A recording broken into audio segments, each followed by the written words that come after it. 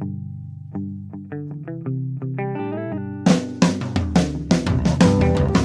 only real God is the one that you believe in. Start looking for the God in others. And if you find you're tuning into a wave, well then I don't know much about being saved. Hello, everyone. Hello, friends. Welcome into another episode of Spiritual Philosophy Chatter with the Joneses. I'm Danny Jones. And I am Samantha Jones. And this is episode 146. 146. What is our topic today? This is Life as an Empath. Cool. Yeah, we have a lot of interest in this episode. Yeah, you're one of the biggest ones I know. That's probably true, yeah. That and Marina. Yeah. Cool. Well, before we do that one, how about anything you want to share from last week? Yes, last week we did setting boundaries, and we got a lot of good response to this episode. I want to read one of those responses, which is also a combination of response to the reading I did last week. This is from Amanda, so it's a little long because we're talking about a couple things. Okay. But she says, "Hi, Samantha. I just wanted to message you real quick and tell you just how much it meant to me that you picked Jake to be the read on the podcast this week. I was smiling the entire time, and the way you described him was exactly what he did whenever I came home to greet him. My sweet, sweet boy. Sorry. I was so happy to hear that he will come back to me and that I will definitely know when he does. I am good with 3 years or longer. I got the 2 puppies right now, and they definitely keep me busy and on my toes. Puppies are a lot of work. Yeah. Yeah. And 2 at once. I can't imagine. If there would have been 2 Azuma. Okay. Anyways, going on. So thank you from the bottom of my heart. I also want to say when you first commented on my post back in December, because originally I met her in my free reading group. When you commented on my post back in December about getting that penny when I was going through that breast cancer scare, you helped me so much in that moment, and I just knew all was going to be okay, and it was. I think we did talk about that. I think I read that on the show that she was, she had cancer before, and she was, worried about that and found a penny. But anyways. Got it. So then she said, when you left the link for your podcast, I immediately listened to it, and I was so hooked. So many things resonated with me. As I sat there and listened to the episode, a question would pop up in my mind, and the next thing I knew, it was being talked about and answered. It was crazy to me, almost as if God and my loved ones on the other side knew exactly when I needed you. I don't want to leave your husband out because so many things that he says resonates with me too, and hearing his perspective and experiences are so insightful and ring true with me as well. You can tell you two have a special connection, and you can hear it through your podcast. Even though we have never met and have only chatted a few times, I want you to know that I consider you both mentors in my life. I have needed this podcast for so long, and it finally have a sense of relief. It has been the greatest blessing I could ask for. So thank you for the inspiration and helping to guide us all in this crazy adventure of life and in the unknown, and for sharing your gift. Yours and Danny's invested time and effort to spread love and share what you both know has helped me more to become a better person and has impacted me for the better. And I cannot thank you enough. Keep doing what you are doing. It is not going unnoticed. Oh, Yeah. almost. Glad you made it through, because I was about ready to burst. Almost this close. Did you see it? Yeah. Oh, okay. Thank you, Amanda. Thank that was you. very nice. Yeah, when you bring us to tears that, woo, that was good. The first time I read it to you, I made it through, but today I've been a little bit emotional already, so it's like, whoa, okay, that hit hard. Anyways, thank you, Amanda. That was very, very sweet, and we appreciate that. Okay, let's move on then. So every week we answer 2 questions. And the first, so these both are going to come from Katie. And Katie is a friend of mine I met when I worked in veterinary hospital. She was actually a bridesmaid in my first wedding to my ex-husband. Wow. And we have reconnected through Facebook, and she's been listening to the podcast. And so that's kind of brought us, back to friendship. And it's really cool. It's funny how that happens. Like, people come and go out of your life. And sometimes it's the ones that you think are the least likely to come back that do, It's funny how that works. Anyway, so both of these questions are from her. Okay, first one. How do you know what is a roadblock versus what is something that you should perceive persevere through. Sorry. I started listening to the manifestation episode on my way home this morning, and you were talking about Disney and how he was rejected so many times. How do you know when something is a roadblock trying to divert you onto a different course versus if it's something you need to be persistent with and keep trying? And that's a great question. Yeah, because Disney is a tough example. Yeah. That is the one that, boy, persistence did pay off. Hundreds of times, yeah. But I think, like, a lot of times it's not, the roadblocks aren't, like, making you completely stop. It may not be, like, a completely stop. You just have to tweak the idea a little bit, which is what I think happened with Walt Disney and Disneyland. You know, he was rejected a few hundred times, but each time he, like, tweaked it a little bit. There was something different, and finally it was accepted. Same with Colonel Sanders. His recipe was rejected, like, 100 times. You know, you feel it. For me, like, I feel it inside. Like, this isn't the roadblock that I think it is. You know, I think if you put a roadblock up and it's not supposed to be one, you'll feel it. You'll have that continuous pull of, like, okay, that was maybe not the right move. Yeah. Let me reverse and try something different. That is it's a great example. However, it's probably a very extreme example. Oh, sure.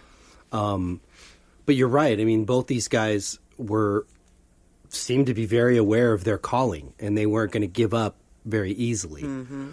If we were simplify some of these things in our lives, like maybe some of other examples we've used is there's something you want to purchase, and maybe you know you really shouldn't purchase this because of finance is tight, or you're not sure if this is the best one to purchase, and you might try once and it doesn't succeed. Yeah. Maybe try. I give it the second time. Yeah, at least two. A golden rule, and if it doesn't happen again, then either the item's sold, unavailable, or it's not going through the card. That is a sign of different avenue. Which essentially Disney and Colonel Sanders were just finding different avenues to make their dreams come true. Yeah, but maybe someone messaged you something, or you want to send somebody a message, and it doesn't send. Yeah. Yeah. There's a reason. Maybe what you said was maybe a little too much. Maybe it wasn't enough. Yeah. You know. Something about it needed to be tweaked. Doesn't mean you're not supposed to communicate at all. Right. It just means something about what you were going to send needs to be rephrased or something like that. Absolutely. Right. Not necessarily a time and a date of some event, but something that has more meaning. Oh, yeah, for sure. That kind of communication. Yeah, for sure. And I really think that once you start to, like, live your life that way, you start to understand more and feel it more, so that when these things do come up, you do know the difference between a complete roadblock and one that's, you know, maybe not. And I don't always know, but I have learned that not to get frustrated, like what Danny was talking about, you know, like trying to buy something online. If I'm pushing a button and it's not working, I don't get frustrated anymore, because I know that there's a reason. If something doesn't work out, if like I'm supposed to go somewhere and then it doesn't happen, I just know that there's a reason, you know. And once you start to go with those things more and let the universe guide you in that way, it just starts to become more and more natural. Yeah, for sure. Yeah. I hope that helps. I know this is a subject we could go on and on about, for sure. Right. But I hope that answers a little bit of that, at least. Right. And, well, like, real quick example of that is Samantha had a bird groom out in Ventura last week, and it's a pretty rural area, orchards, big farmlands, orchards, and so there's not a lot of ways in and out to this particular residence. Well, we were cut off at this one exit or one entrance because there was a bad accident that had spilt diesel fuel everywhere. So she was trying to reroute it and find a different way, and it wasn't allowing. And we just took that as, this is not the day. Yeah, this isn't the day. Don't push your luck. Yeah. You know, because you just don't know. Yeah. And it will guide you in that way. We took that as, we can book this another day. It's not super important. Right. Well, and then there's more to it, because I had actually already felt at that point like there was something here blocking. Like something like that doesn't just happen, because we went and did a couple other errands. And when we were headed home, I figured it would be cleaned up by then. And it wasn't. And so we couldn't go back. And all the ways in, even there was another way, and she looked and she said it was blocked. So I already felt like there was a reason. And then we were supposed to go back out yesterday, and she, because of the distance, I mean, any time that I have a bird groom, I want to know that I'm coming and I'll be there at such and such time, and just respond to me. And I started messaging her at 8 o'clock in the morning that I was coming out, and she didn't respond. And so I told Danny I was going to give it until 11 o'clock, and I messaged her again, and I still hadn't heard from her. And I said, 11 o'clock, if I don't hear from her, I'm calling it. It's not going to happen today. 11:05, she messaged. Okay. But because I had said to the universe, 11 o'clock is the cutoff, even if it would have been 11:01, I still would have gone with that, because that was how I set it up, so that I knew.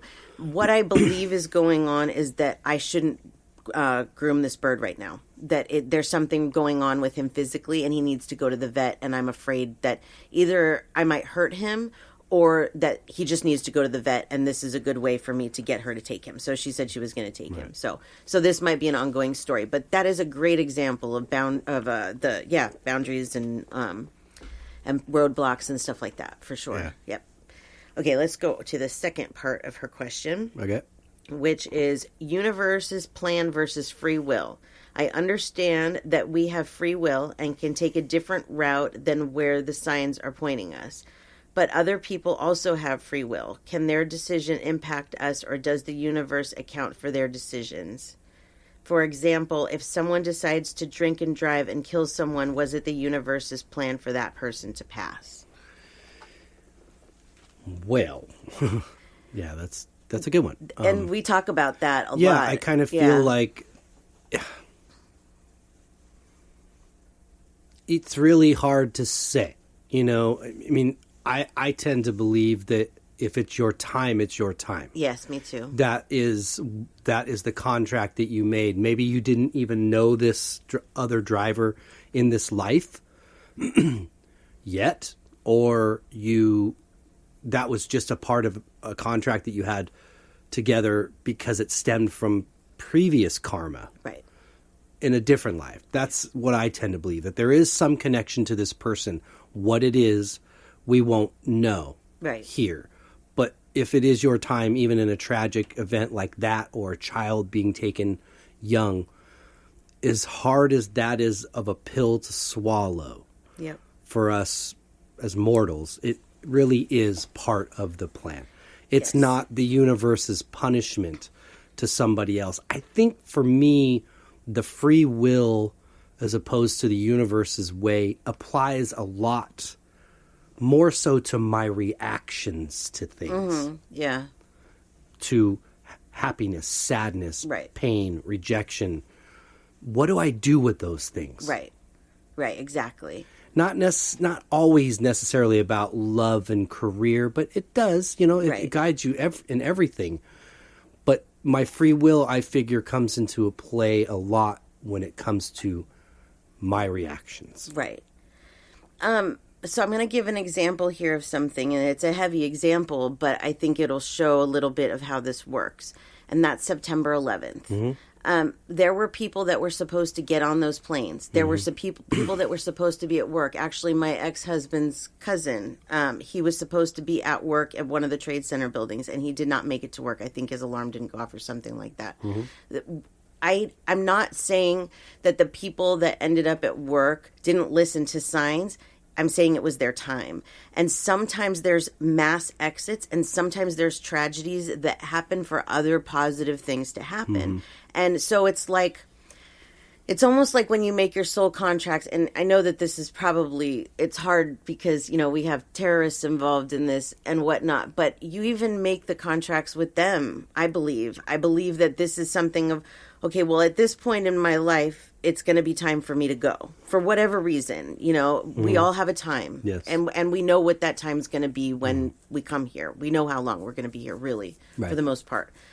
So those people that got on the planes, they were supposed to be on those planes. Those people that didn't, they weren't. And same with going into the buildings.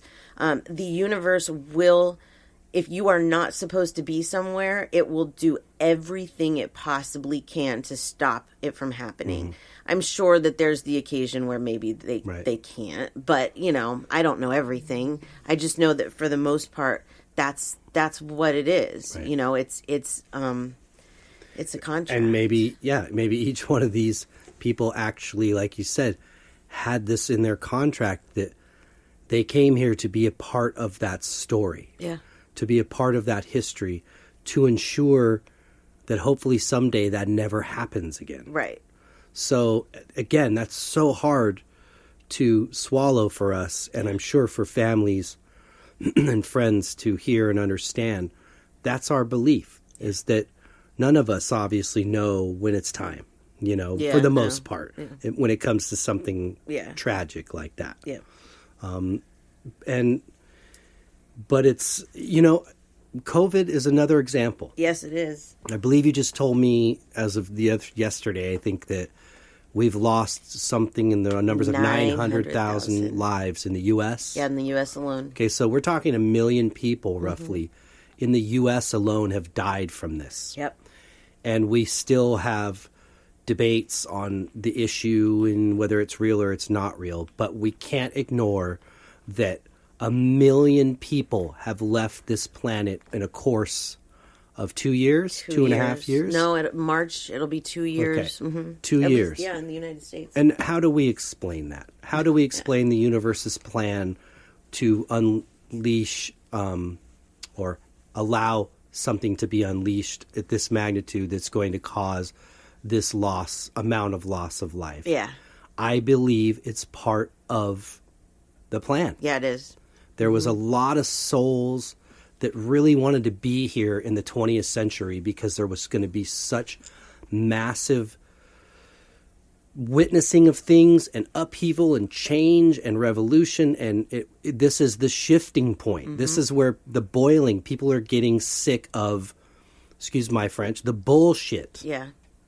So it's going to tilt eventually, but we don't know where it's enough, where humanity says, we're just tired of this. We're all trapped on this thing together. Mm-hmm. When will we stop this? Yeah.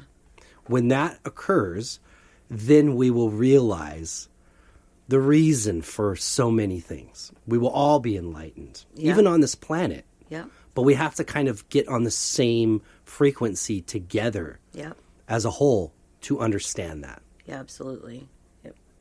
So I hope that answered your questions, Katie. Thank you, Katie. Thank you for those wonderful questions, by the way. They were great. Yes. And then let's do a reading. Okay. This is a psychic reading. This is for Chanel. Chanel says, "Hi, Samantha. I would love if you could give me advice to help me achieve my goals in real estate.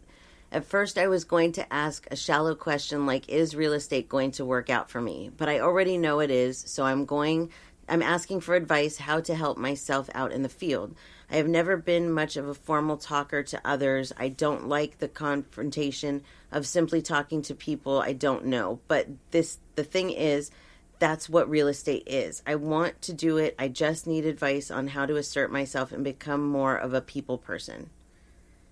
Okay, this is Chanel. Hi, Chanel. That's Charlie's fiance. Oh, is it? I thought she looked familiar. Mm-hmm. Yeah. Cool.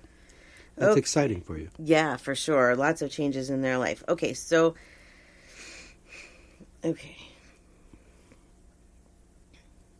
So, sometimes things don't go exactly the way that we plan. And I'm not saying that the real estate isn't for you or that you're not going to go into it. But what I am saying is that I think you're not going to enjoy it the way that you think you do, that you're going to. Yeah, it would be great money. Real estate is great money. So I'm going to encourage you to continue on this path because you're going to learn a lot about yourself. And yes, this is going to happen is what I'm seeing. But it's not where you're going to stay. And I do feel like this is one of those things, one of the reasons why. Yes, you have to be a certain type, it seems, to be a real estate agent. Yeah. And you're not that type, and that's not a bad thing. You're just more of an introvert. And it would be, you can change. Anybody can change. But being an introvert, I think, is something that maybe isn't that changeable. You can't just be expected to, all of a sudden want to be around people all the time. Yeah. It's not that easy. So I think, like, what I'm feeling is you're going to try that, and it's just not going to work. That you're going to realize being with people that much isn't that healthy for you, and that's okay. But you're still going to be very successful, and you're still going to do a lot with your life. This is just a learning point. But it is important, I think, to learn how to talk to people and how to, be assertive in the proper ways and the things that are hard for you. And before I even finished reading what you were saying, I was seeing like a motivational speaking type thing. But I know now they have these online, so I don't necessarily think you have to go to one in person. But this is more like something that would help you, like a class or a course or something that would help you to feel more secure when you talk to people. Because really, I feel like that's what it's about, is that you are thinking, what is this person thinking about me? And you get in your own head and all that. And people are also very draining. And this might fit into our episode today too, is that I get an empath vibe.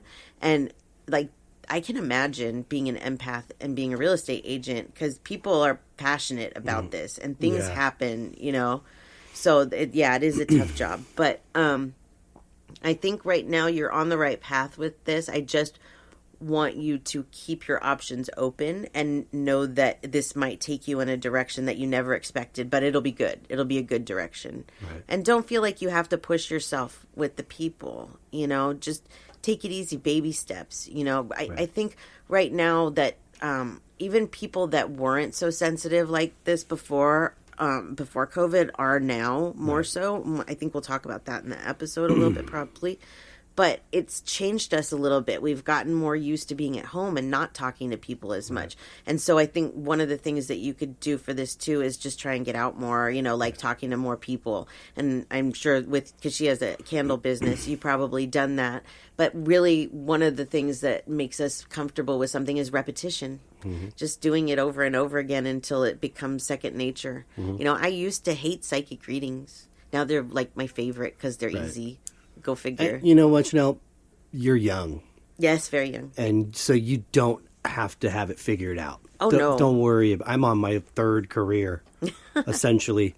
I did like 10 years in printing, roughly, and probably about another close to 15 years in the grocery industry. And now I'm finally doing what I was supposed to do, which I'd kind of been doing all along, but never focused it as my job, and committed myself to it. Yeah. And that's the biggest part, because it's scary, but you're young. So, and I know they have a pretty new baby, correct? Yeah, too. Mm-hmm. So there is that pressure, and I totally understand it. I got to figure it out for the sake of my kids. I want them to have a better life than me. And those are all honorable thoughts and feelings, but you never know this path.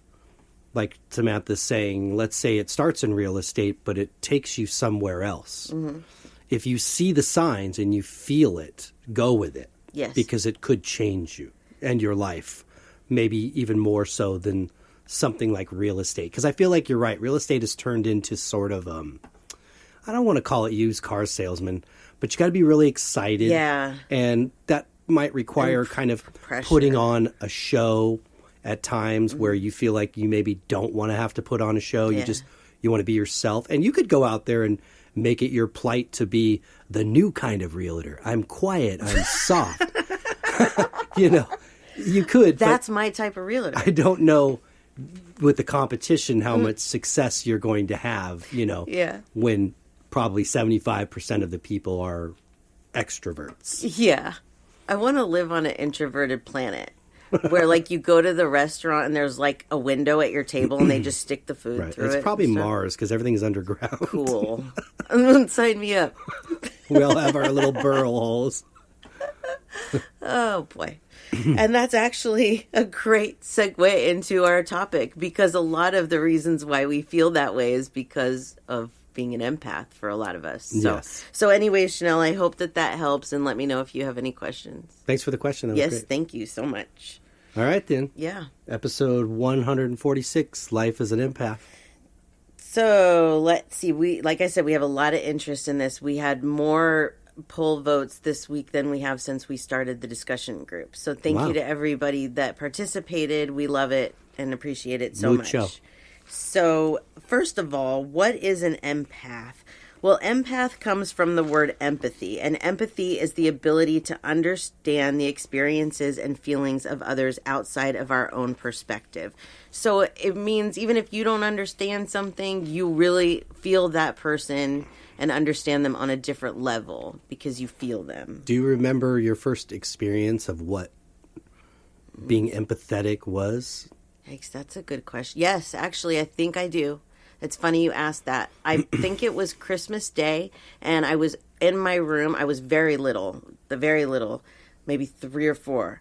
And I'm playing with this game that my mom bought me, and all of a sudden I hear my mom screaming bloody murder. She had slammed her toe in the dishwasher. Ow. I started screaming and crying at the same time because I was so worried about her. What is she? What? How I do you know. slam a I don't know. toe in dishwasher? I don't know. If you remember, this is the second crazy toe story I've told you because my mom also stuck her toe in a chicken pot pie once. Did she have the extremely long toe disease like yourself? I don't remember. Oh. Okay. Go on. I'm sorry. I don't even remember. Oh, yeah. Anyways. So, yeah, I think that's probably the first one I remember about being empathetic of like, I didn't know what was wrong. I just knew that something was wrong with her and I had to cry too. And it was another one of those moments where she was like, will you shut up? Yeah. Like, yeah. Good parenting. But anyways. Yeah. What about you? Do you remember? Well, I'm sure I saw my sister cry or a family member cry when I was little. That's not really my first thought of like that feeling of empathy. My first memory really is probably somewhere like anywhere first or second grade and driving with my mom and my sister in the car and seeing like an old person all alone, like at a bus stop or crossing the street. And I would get into tears. Mm-hmm. And I didn't understand it. Yeah. Now, I don't know anything about that person's life. They could have been very happy. I think I was just relating to the life process. Yeah. And going, wow. I don't know if it's sad. It was just heavy. Right. Yeah. Like I was feeling something for this person, not necessarily about them, because I didn't get any message. I was just feeling something for them. You felt their feelings, probably. You could tell by looking at that person what it was that they were feeling. You don't have to hear things or see visions. That's a psychic sense in itself, feeling that person's emotion just by looking at them. Not everybody can do that. And to do that at a young age is tough. For sure. I think it was more striking because it was somebody I didn't know. Yeah. Complete stranger. And feeling this need.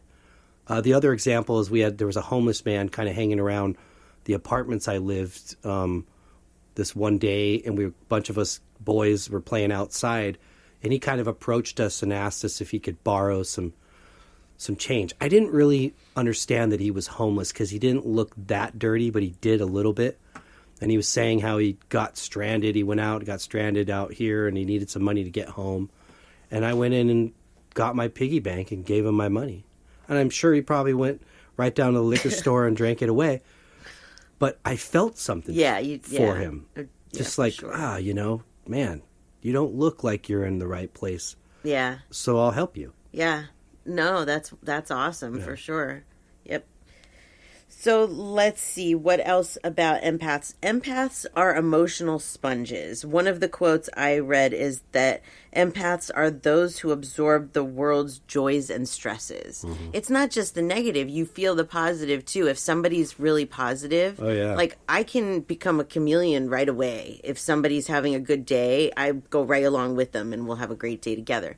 But it can go the other way, too. Mm. There's this thing that floats around Facebook sometimes. It says, I match energies, so you tell me how we're going to be today, which isn't great. Like, we don't want to live that way. We definitely don't.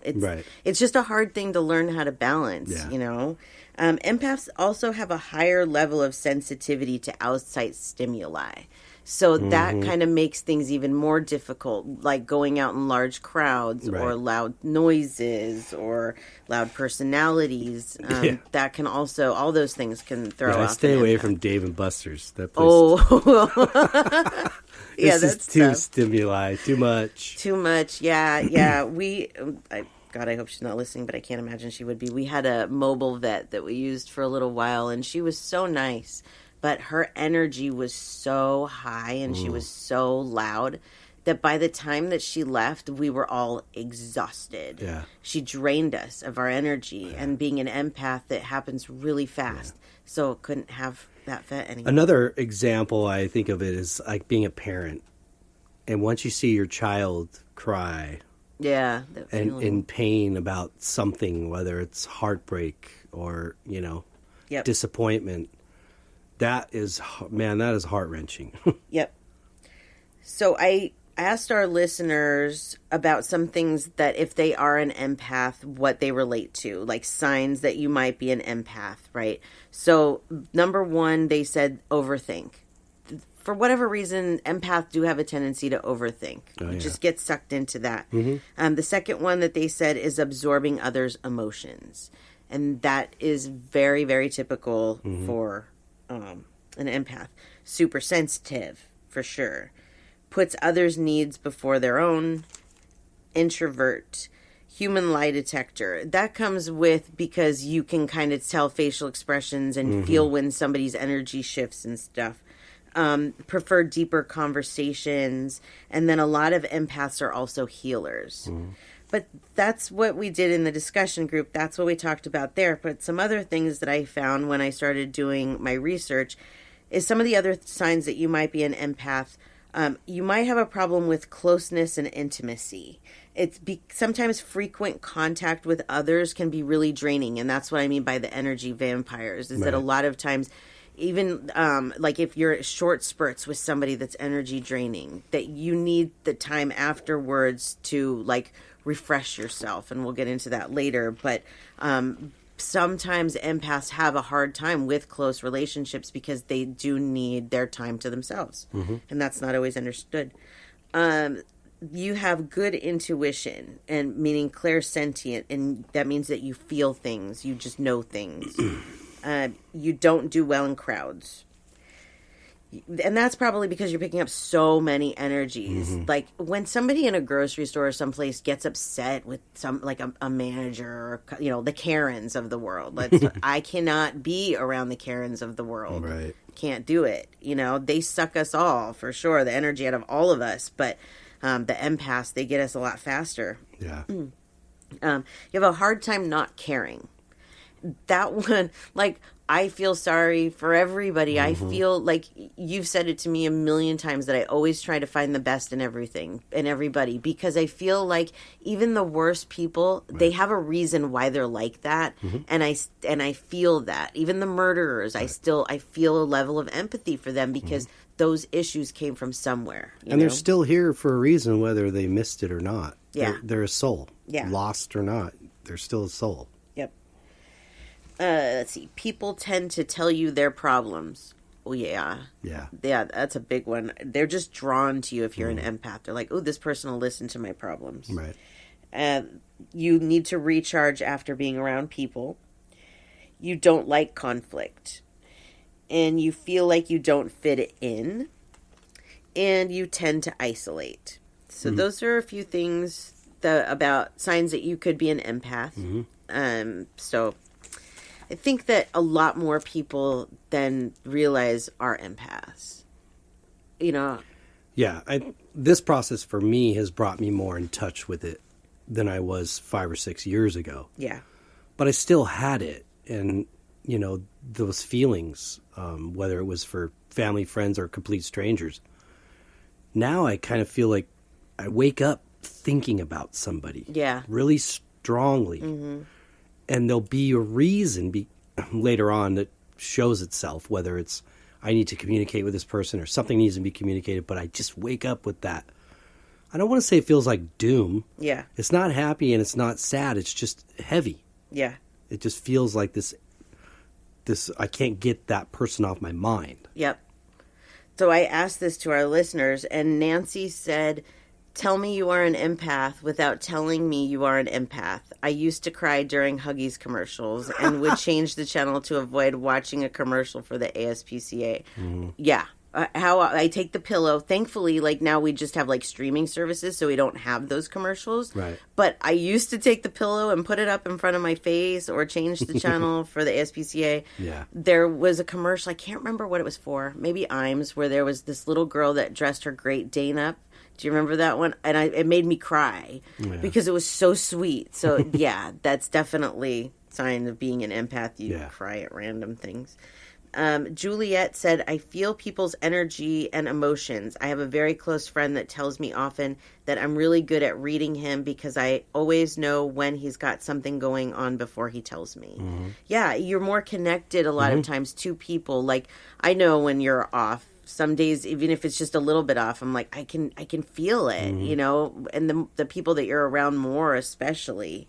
Because we all exude, not only do we exude a vibration, but I believe that vibration is sent off not only from our physical body, but it's a telepathic vibration. Yeah. Too. Yeah. So we're giving off, or somebody's giving off that energy. You can feel it. Right. Absolutely, you can. Vanessa said, the thing is, how do you know if you're an empath? Could there be a thin line between being extremely empathetic and being an empath? For example, I saw a woman on the street crying. She was crying hard as if she was crying from her gut. There was a man hugging and consoling her. Then I started crying myself. I don't know if I was sensing, absorbing her pain, or if I just felt really bad for her. Just feeling really bad for her can be... That's empathetic. Yeah. I would take these other things like that I mentioned and see how many of those you fit, and that'll tell you if you're an empath. But yeah, I'm sure that you can be extremely empathetic and not necessarily an empath. Yeah, I think like this kind of clarified it for me, maybe as a quick analogy, is that, let's say in this instance, you talked to this woman that was crying, and she told you, and you weren't crying yet, and she told you what she was crying about. If you had the same experience with something in your life that she has and it's got her crying, then you sympathize with her. Yeah. If you don't relate to this, That's right. you empathize. That's right. So you're connecting to her emotion and what she's gone through, whether you've experienced it or not. Yeah, that's exactly right. So. Yep. So one of the things about being an empath is that a lot of people ask is, how do you protect yourself when you're an empath, your own energy, so that people can't be energy vampires, or you don't let every little thing bother you? Because it is really hard to know whether you're picking up somebody else's energy and emotions or your own. And so sometimes you have to analyze those things. So here's some ways that we can protect ourselves from others' energies. First, and I love this one, is name the feeling. Sometimes it's hard to know if what you're feeling belongs to you or someone else. So, like, for example, let's say you're having a great day and then come in contact with someone who's depressed, and all of a sudden you're depressed. That depression isn't yours, it's theirs. When you leave that conversation, you need to find a way to restore balance back to how you were feeling before, or that person just sucked your energy. Was total energy vampire, you know? Yeah. So it's not easy, but recognizing the fact that this is not your feeling to feel will help for sure to maybe even set some boundaries when it comes to that. Yeah. Meditation and grounding. So a lot of times it might be difficult, like if you're out and you come in contact with something like what we were just talking about. I think it was Vanessa that said, I can't remember, about the woman that you saw crying, okay? If you see something like this and you're like really upset about it, but you have to get back to regular day life, grounding yourself is a great way to do that, because we can't always stop and meditate. But just taking a few minutes to like connect with nature, or the best way really to ground yourself is to take your shoes off and get on some natural land, like grass or dirt, anything like that.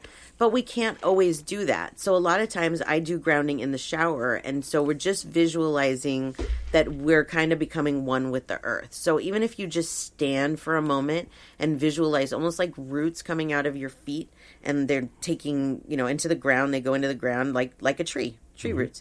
And then just imagine those roots growing deeper and deeper. That's a good grounding exercise to bring you back You can even do grounding exercises by like there's one that is also good for anxiety, where you say like 5 things I see, 4 things I feel, 3 things I smell. These types of things will bring you back to your own self and ground you. Meditation is also very important if you can do that. You know, this type of thing, you're out, you probably can't meditate.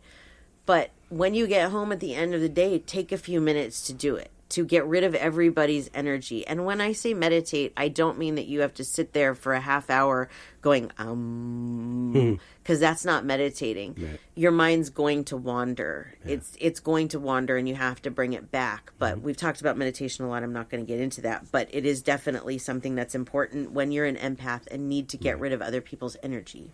Yeah, I would say, like today, for me, I kind of had this experience, and before we did the show, I just came in here and I turned some songs up, at one in particular, Desperado, which happens to be one of my songs that, thank you, Linda, she's given to me. And I just needed, I don't know why, I just needed to hear it. And I just turned it up loud and just like felt, you know, the music all around me, and, you know, sang with it at moments. But that's my way of just kind of letting it go. Yes. When you're absorbing that energy, you're letting it go. That's another way to ground yourself. Just that music. That's what I do too. Sometimes just being in the car and listening to loud music, or just putting my headphones in. I listen to music a lot, and it gets that. And it's so funny because when you were doing that, I was talking through Messenger to my sister, and I heard Desperado come on, and I'm like, he's in his feelings. I told her, and I could feel you. I could just totally feel your energy from the other room, you know, but that's good. It's like, you got to get that out, and you got to rebalance for sure. Be self-aware. So be aware of what your normal feelings are, so that when you do feel yourself getting a little bit weird, again, it's almost like naming the feeling, but you're just recognizing the fact that this is either normal for you or it's not normal, figuring out how good ways to change that for yourselves, just to become more aware of yourself and the way that you respond to things too, so that if you do start, like sometimes when you're really frustrated, I feel it, and then I start to get frustrated, and it's like at that point where I have to be self-aware with myself and say, stop it, because it's not yours, walk away. But I didn't used to recognize that, you know, so you have to really kind of get to know yourself on a different level, right? You know, you have to set strong boundaries. If you don't, then people will they will just take, yeah. and you can't have that. So you have to set those boundaries, and we did a whole episode on that last week. Yep. You have to release the emotion too. Yeah. So if you pick something up from somebody and you don't release it, then you're just stuck with their crap all day long. Right. You know, whatever it is, and you don't need that. So you definitely need to release the emotion. And we've talked about a few ways you can do that: meditation, listening to music, anything that gets your mind off of. Yeah, things. It's like it wasn't like I turned the music loud to be sort of angsty. It was kind of like you said, being aware of myself and saying, I need this moment right now. Yeah. I need this music and this moment to help me let this go. Yeah. And so I go in with an intention of not just, okay, there's times I want to just turn the music and rock out and not really think about anything. And then there's times I can use the music as more of a meditative release. Yes. I need something from this. Yes. Please. And, you know, and when you get those feels, the goosebumps or whatever, the thoughts or the tears that it moves you to, you let it go. Yeah. Like, don't try to stop it. Let it come out and let it go. Yep, absolutely. And crying, too, is a great way to get it out. And sometimes, you know, that can be hard. Like, I had a good cry today, and I have a really bad headache from it. But it's important to release the emotions, you know? And, like, I was thinking about this earlier, too. What are other ways to release the emotions when crying's not working? Because the last couple of weeks have been really stressful for me. And I'm feeling it. And I feel like I'm not releasing the tension that I need to release. And I thought, you know what a good way would be? One of those smash rooms where you go in with a bat and you just smash it. Bam, bam. Yeah, I don't have much upper body strength. I'd probably be tired after like 2 minutes. But you know what? Sometimes it's like, I have had a few times where I just want to take a pillow and scream into it, you know, but I don't want anybody else to hear me. So I just don't. But yeah, even something like that, scream into a pillow, go outside, get yourself a good scream. Don't be afraid to do that. Yeah. I used to do that, like when I was pet sitting and I would be in my car and like be really frustrated about something. I would just let it out, especially if there's like no cars, nobody else around. Just let it out. It feels so good. Yeah. You might feel stupid afterwards. You're like, damn, I got a little angry there. But then you bring it back to center. You've let it out. Then you don't have to take it out on other people. You see this car rolling up next to you. They're like, what is going on in there?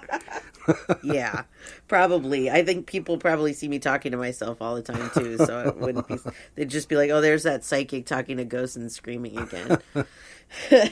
So anyways, yeah, you got to release the emotion for sure. So let's talk about something else here. And that is things that empaths need. So that not just for ourselves, but ways that, like, if you have a partner that doesn't quite understand what an empath is or how to understand you, maybe these are some tips that can help you to help them as well. And I told you this one from the very beginning, is that I need time alone to center and to recharge myself. Yeah. And I think at first you took that personally, because it's hard to tell somebody that, you know, I need this. I have to get in my car and drive by myself and listen to the music. I have to. It's not personal. Right. But they have to know it's not personal. This is it. If I stay in this house where this energy is, I'm going to go insane. And so I have to get in my car and get it out. It's not about them. It's about you, you know, you getting that out. Even if the moment has passed and the energy is gone or whatever, and you still feel that, get it out. You have to have that time alone to recharge for sure. It's like a cell phone, you know, if you don't plug your cell phone in, you're not going to be able to use it. Right. If you're an empath and you don't recharge yourself, you're not going to be able to do the things that you need to do. Yeah. Routine nature therapy. Until I had my psychic abilities, I didn't realize how important this was. But I love to be outside, even if it's just in our backyard. Yeah. I couldn't be inside and cooped up all day. I'd go stark raving mad. Yeah. But going out in nature is very therapeutic. It's another place you could scream really loud if there's no one around. Get it out that way. Empaths also need deep, meaningful conversations. Yeah. This is one of the many reasons you and I work so well, because we both love those deep conversations. Yeah. Yeah, they're I important. agree. Yep. Mindfulness practices like yoga and meditation. Those are definitely things that we need. Limited time with draining people. And that can come down to boundaries, too, is setting, I can't, like for me, I can't talk on the phone most of the time. That's just how it is. It's just too draining. Doesn't matter the person, really. That's a boundary that I have to draw there, because it can be really draining. And in instances like this, okay, don't feel guilty. If you have something that drains your energy as an empath, don't feel guilty about setting that boundary of saying, I can't do this because of the energy that I pick up or whatever, It is important. It's not always easy, especially if it's family. And yeah, again, we talked a little bit about that with boundaries, that there's somehow this extra obligation we might feel. Yeah. Because they might be family. But the truth is that we each are individually responsible for our own happiness. Yes. So absolutely we are. Yep. Let's see. The ability to receive rather than always give, because empaths do usually give. They want to see people happy. They love to give. But we also have to receive as well, and that can be hard. Yeah. But it is important, because otherwise you can end up feeling, taken advantage of, or like you're not getting the best of things or whatever. Right. You need emotional release from past trauma. And this can be a lot of inner child work or shadow work. But that past trauma, if it sticks with you, it can make it even harder to be an empath. You have to let go of a lot of those emotions and do that work. Yeah. Self-compassion is so important. be easy on yourself, you know, because we're all just doing the best that we can. And if you have a moment where you break down or you can't get rid of the emotions or whatever it is that becomes too much for you, just have some self-compassion. Take it easy on yourself. And people who don't try and change us, it's hard for people to understand empaths a lot of the time because we are so sensitive. And if, you know, you meet somebody, you know, you're in a relationship and that person's like, oh, you're just so sensitive all the time and talking like that, that's not the person to be around. You need to be understood and not changed for you, who you are, because being an empath is not something that most people choose. Like when I was doing this research, I did come across a few articles that says what's an empath and how to become one. And I'm like, why would anybody want to become an empath? Like that doesn't even make sense, but okay. Right. I mean, it comes with a lot of Read benefits. Read this but... disclaimer before you continue. Oh my gosh, yeah, for real. And that actually also ties in with the last one on the list, and that's an understanding partner.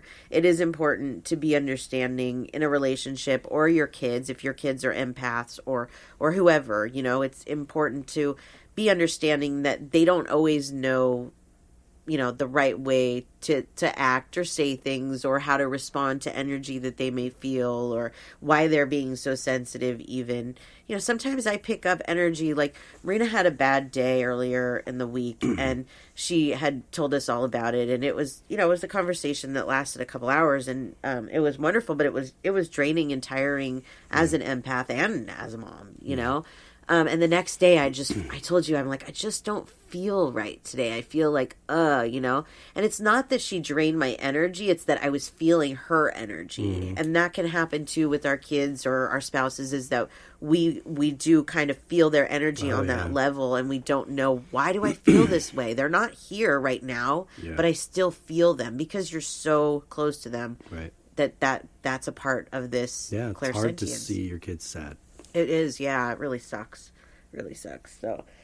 So anyways, I think we'll stop there. But yeah, I hope that you guys got some good stuff from this, because being an empath is hard, and a lot of us, like, I'm lucky I have you're on the spiritual journey with me, and you're learning and you get it. But a lot of times, like, we have listeners that, you know, are married and their spouse is not into this, is not as understanding, doesn't know what it is to have an empath for a spouse or whatever. And that can be very frustrating and difficult.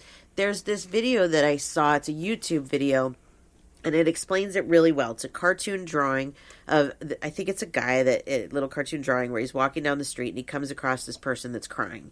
And he goes up and he puts his arm around the person. And you see their negative energy leave their body and go into his. And that person all of a sudden is happy because that person gave them a hug and made things better. But that person, the first guy, now is carrying that because he's an empath. Then he walks along and he sees somebody else that's going through something else. And that person drains what he has that's left.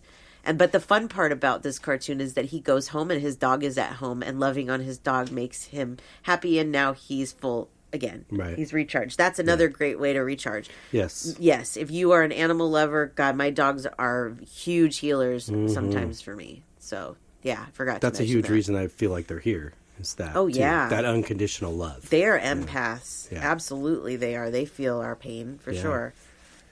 Oh. Yeah, okay. It's again, I think for me, the more that I kind of got into myself and learned about myself and dealt with myself, the more I could be empathetic towards others. Yeah. The more I'm running away from my own traumas and emotions and feelings, the harder for me it is to relate. Yeah. And I don't necessarily even have to relate to be empathetic, but the harder it is for me to open my heart. Yeah. So, yeah, is it, you know, always easy to just say, I just need a good cry, I need to let this out, and, you know, no, it's not always easy, but I can't say I've ever done it and felt worse. Yeah. Yeah, for sure. So. Yep, it does get it out. You know, the more that we can do that for one another, the greater it would be for everybody. Yep. I agree. So. Faux show. Cool. Yay. Good job. Yay.